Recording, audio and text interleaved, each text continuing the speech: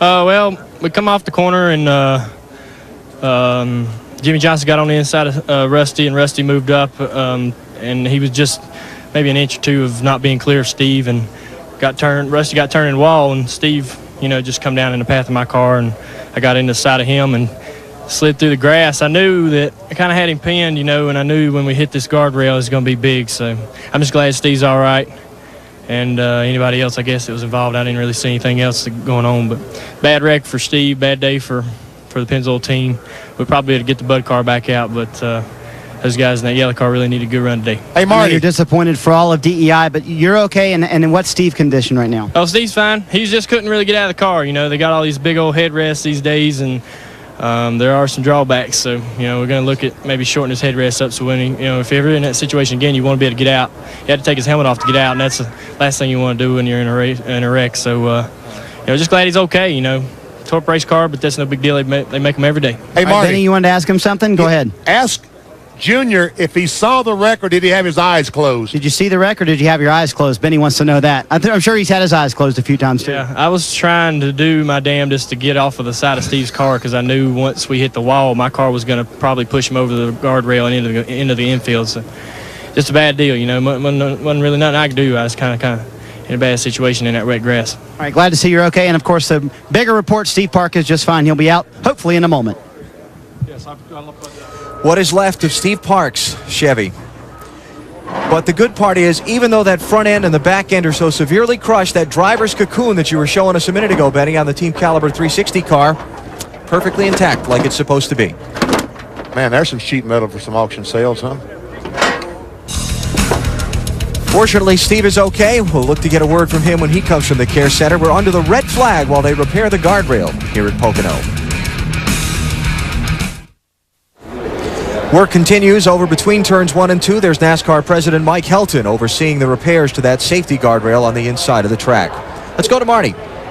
Well, Alan, Steve Park is out of the infield care center. Already got a hug from his general manager, Ty Norris, and a big high five from his spotter, Stevie Reese. Tell us about your ride, Steve. It was wild, but I just want to say thank God I'm okay. I mean, he definitely rode with me, and I want to tell Mom and Dad at home that I'm fine. And that I'm sure it was an emotional ride for you, but what are you thinking when that happens to you? Junior said he knew it was going to be bad when he locked kind of fenders with you. Yeah, I mean, I knew it was going to be bad. You don't realize how fast you're going here, and when you get in the grass, you're lucky not to get upside down. And, with Junior pushing on the door and stuff, I mean, I knew we were going to hit the inside wall and have a chance of getting upside down, but the ride wasn't so bad as much as getting trapped in the race car. I mean, we wear these protective head braces and Hans devices and stuff, and I mean, I was trapped. I mean, Pocono, fortunately, has really good safety workers that helped me get out of the Pennzoil car. And, again, I just want to tell Mom and Dad at home that I'm okay. I know that's got to be scary to be trapped. And Junior kind of said that's the downside of all the good safety material that we have today. But how trapped were you? I mean, could you not move at all? I mean, I tried not to panic. I mean, you're upside down, you're disoriented. So I tried to get my bearings where I was. I knew I was upside down. And then I knew how to release the seat belts and not hit my head on the top of the car. And, I mean, trying to get your feet out and get situated enough to get out of the window of the car is tough with all those devices that are in the car. I mean, they save you as long as you're right side up. When you're upside down, it's real tough to get out of the car. And, I told Junior in the ambulance, I'm like, thank God that car didn't go on fire. He said, man, I was right there. I wouldn't let that happen. He said, if I had to push that car over myself and pull you out, I would have. So, I mean, again, just thank the God that I'm fine. And I know Mom and Dad at home. Just want to tell them I'm fine, too. And I know Junior was a welcome sight to you. What did he say to you when he first came up to the car? He just said, hey, he was glad to see me. And he wanted to make sure I was okay. And, I mean, we're a tight-knit family, and it's tough. We compete against each other on Sundays, but we're all friends during the week. And, just to see his face, how happy he was, seeing me get out of the car, and he looked at me and said, you okay? And I looked him straight in the face and said, yeah, I'm okay. I just don't like the fact that I was trapped. And, again, the safety workers definitely helped me get out of the car. And, if the car caught fire upside down like that, I mean, just thinking myself, it'd be real hard to get out of the race car. So, it's something that we're definitely going to look at. All right, don't scare us like that again, okay? Glad to see you're okay. All right, Steve Park, just fine. Dave? Well, Jimmy Johnson had a 200-mile-per-hour view of all that, or did you? What did you see, Jimmy? I didn't really see much. Just talking with Craven and Jerry Nadeau, I guess we were 3 wide. I focused on getting underneath Rusty. He got me down the front stretch, and I got inside of him coming off of 1. And for all I knew, I thought he was at the wall, and we're riding down there, door by door to door, and he disappears out of my view to the right side, and I looked in the mirror and I saw him all scattering behind. So evidently there was someone got in the back of him from behind. Something happened there. I guess I saw a yellow nose in my mirror when everything started happening. I assumed that Steve, looking at the wild ride he went through, but sounds like everybody's okay, and we don't have a scratch in the Los Monte Carlo, so we should be in good shape. Okay, yeah, so you nothing touched between you and Rusty at all. All of a sudden he was just gone. Yeah, nothing touched. It's kind of a weird sensation when you're riding along at 200 and looking out the windshield, looking at the tunnel turn and what's coming up, and then in a blink of an eye the guy next to you is gone, and you look in the mirror and there's chaos everywhere. So just kind of, it's really too early in the race to have that kind of stuff happen. I have to see the replay to see what all went on. It just crazy stuff. We're all trying so hard, and all it takes is a fraction of an inch to mess things up. Okay, well, it's a weird feeling, like he said, but it's also a good feeling because he didn't have to be involved in it. Alan? As they continue the repairs of the guardrail down inside turns 1 and 2, we've talked about the luck part of trying to win a championship. Check this out. Look where Sterling Marlin is in relation to the wreck. Right behind it. Watch them all scatter around it, and he just comes right through the center of it, just clean as you please. Right behind Ricky Craven. Yep. Looked like Ricky Craven was a guy that might have had a little bit of contact. I don't know if they were awfully close to Junior, and Steve Park were very, very close to the 32 tide ride. I don't know if there's any contact or not. I think you might be right, BP. It looks like the 32 car may have been in the back of the 1 car a little bit. But watch the silver car. Watch Sterling Marlin there. The bubble's over the top of his car, and watch how close he comes to being involved in this and turning his championship picture inside out. Right there in the middle of it.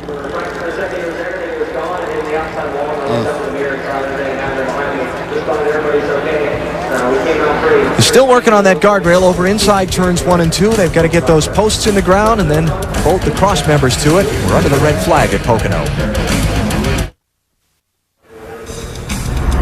Welcome back to the Pocono Raceway in Long Pond, Pennsylvania. We are under the red flag in the Pennsylvania 500, presented by Pep Boys after a violent crash involving Steve Park and Dale Earnhardt Jr. Both drivers are okay. The cars are gridded along the front stretch. They continue to work along the back stretch. Meanwhile, NASCAR President Mike Helton surveys the damage. And again, another testament to the safety innovations of the cars and the diligence and dedication the crews have to doing the work, putting those safety devices in those cars. I'm along pit road with Kevin Harvick, the winner at Chicagoland. And first of all, let's address the guys that put the safety equipment in these cars. We all talk about the research that goes into it, but the guys have to put it in the car for you to use. Yeah, I mean, they spend hours on these race cars just putting the bodies and everything on, but they spend as much time in the cockpit of the race cars just making sure everything's where it needs to be, and I know NASCAR has made us pay a lot of attention to the inside of the cars, and you look at all these race cars, and if you look probably a year and a half ago this time, you probably wouldn't see anything inside of the race cars in any of these drivers' cars that are the same. So, I mean, after watching, me and Gil were just watching the hit that Steve Park and Junior took, and that was a pretty big hit, and just a huge testament to NASCAR and everybody that puts these race cars together. I asked you a few minutes ago about your hardest hit. It's not something a driver really likes to think about, but you recalled a couple of them. Yeah, I mean, anytime you wreck hard, you remember it.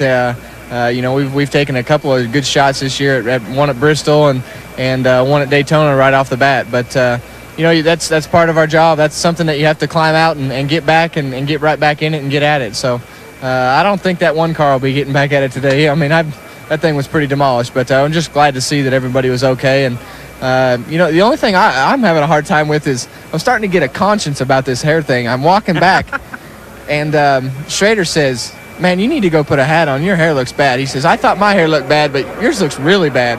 That's from Yoakum picking on you the other day. Let's talk about a little brighter subject. You won at Chicagoland. Richard Childress Racing had 3 top 10s last week in New Hampshire, something this team had not done all year. Yeah, I mean, a couple weeks before we had all 3 of them in the top 12. At Sears Point we had them all in the top 14, and then we came back last week and had them all in the top 10. So, I mean, everybody from the engine shops to the fab shops to the whole RCR organization they don't like running bad, and you know, I don't like running bad. Jeff and Robbie and none of these guys like running bad, but we all just put our heads down and went to work and really concentrating on what we were doing, and I think it's starting to show now. So we're looking forward to the second half of the year. It started off really well for us, and hopefully we can continue today. Okay, have a great race. Good luck with the hair thing. All right, thanks. Okay, let's go further down pit road to Dave. And right now, Ricky Craven is surveying the damage on the front of his Tide Ford. And Ricky, first of all, tell us, is that car in need of major repairs? And then again, tell us what happened out there, what you saw. Well, yeah, we're going to have to come down pit road and fix it. We have the luxury of most of the race, so it's the time to fix it.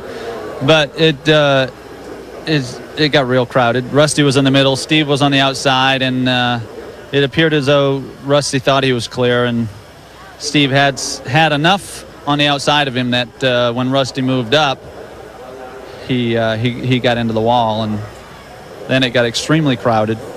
The Tide Ford slid through there, and really, I think, you know, the good news was that Steve walked away, and that got everybody's attention. It was violent, and that was the priority, was to see Steve walking. And how did you react when you saw it getting crowded in front of you? I turned left, and you know, you don't have many options at that point. First of all, you don't expect it that early in the race, and you know, I'm glad Steve's okay. So that's again the priority. But it's pretty easy to be critical of that situation, because you look at the guys involved and you say, well, you know, I've been racing long enough so that don't need to happen that early on, and we'll bring the car down pit road and get it fixed. But the key is that we got through it okay, and it's not going to ruin our day. We're going to have to recover from it, but it's not going to ruin our day. All right, well, hopefully it won't ruin his day. Let's go to Matt Yoakum. Well, Dave, down here in the 13th position is Dale Jarrett. You followed the 40 through that mess. Take us through what you saw, DJ. Well, as we got on the straightaway, I just saw a cloud of smoke all of a sudden, and then Steve Park came across in front of me, but it was right in front of the 8, and I saw those two start heading towards the infield. I knew it couldn't be good, but it was a close call for a lot of people. Just glad that the guys are okay. That's the main thing. Hate to see that happen, especially at the beginning of a race. We got 500 miles here, you know, long time to sort things out, but the main thing is they're okay, and we'll go back to racing here. Now, safety has continued to increase, especially in the headrest area. Now, with that, vision has decreased. Can you kind of show us your right side headrest and how you've developed it so that way you can still see to the right? Yeah, what we did here was kind of take it, and I wanted something that was really strong in case I had hard impact, but I also didn't want to take away my vision over here. The first one that we came with, I think at Charlotte last year, kept it to where I couldn't really see out the right side like I wanted to, and that's still very important. You know, we have great spotters up here and we have these mirrors, but you also need to be able to use your peripheral vision and look over here, and that's what we've been able to develop. My guys have really worked hard with this. I think it's something that's really strong and safe, but yet it doesn't impair my vision. Now, talking to a lot of different spotters, they all say going into one, off of one, and over by the tunnel turn, that's where they don't have the best vision from their perspective high atop the grandstand. Does it rely more on the driver to kind of go with a little bit more of a gut instinct? Yeah, it's always up to the driver, wherever you are, if it's coming down this front stretch. But especially there, you've got to understand these guys are a long ways away, and what they could be able to see is probably speculative as far as being very sure on their part as to what they can really do and help you. So it's up to the driver. We're the ones that are in control of these things, and we have to be accountable for everything that takes place. Dale Jarrett looking for another win here at Pocono, trying to become the 5th driver out to sweep both races here at Pocono in a single season. He made it through the first one. Yeah, so far it's Rusty Wallace, Dale Earnhardt Jr., and Steve Park, the 3 drivers involved who are back in the garage area.